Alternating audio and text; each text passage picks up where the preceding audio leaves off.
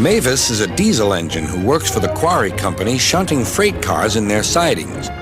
She has 6 small wheels hidden by side plates just like Toby's. Mavis is young and full of her own ideas. She loves rearranging things too and began putting Toby's cars in different places every day. This made Toby cross. Freight cars, he grumbled, should be where you want them when you want them. Fiddlesticks, said Mavis and flounced away. At last, Toby lost patience. I can't waste time playing hunt the cars with you. Take them yourself. Mavis was pleased. Taking cars made her feel important. At the station, Diesel oiled up to her. Toby's an old fusspot, she complained. Diesel sensed trouble and was delighted. Toby says only steam engines can manage freight cars, continued Mavis. How absurd, squirmed Diesel. Depend upon it, Mavis. Anything steam engines can do, we diesels can do better.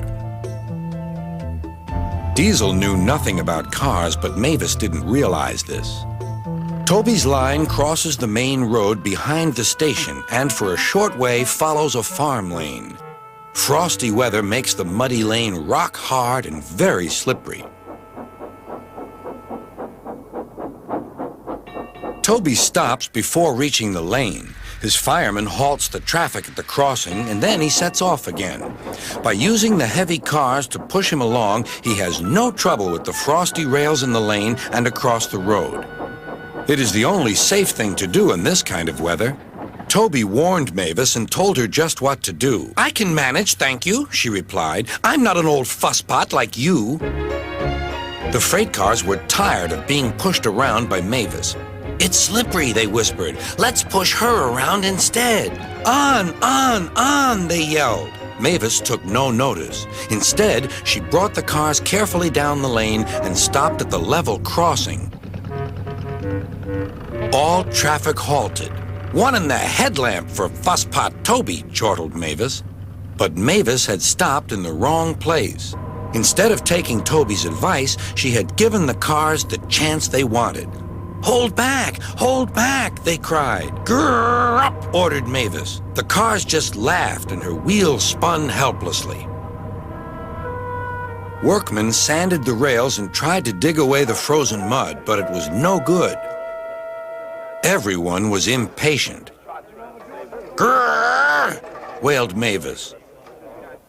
Toby was in the yard when he heard the news. I warned her, he fumed. She's young yet, soothed his driver, and she can manage her cars herself, interrupted Toby. They're your cars, really, his driver replied. Mavis is supposed to stay at the quarry. If Sir Topham Hatt finds out... yes, said Toby thoughtfully. He and his driver agreed that it would be best to help Mavis after all. An angry farmer was telling Mavis just what she could do with her train. Having trouble, Mavis? Chortled Toby. I am surprised. Grosh, said Mavis.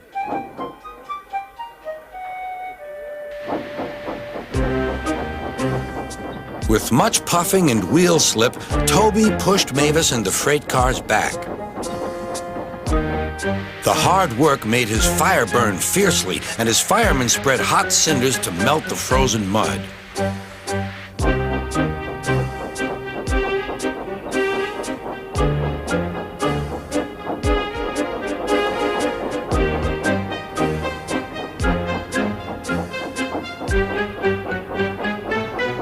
At last, they finished. Goodbye, called Toby. You'll manage now, I expect." Mavis didn't answer.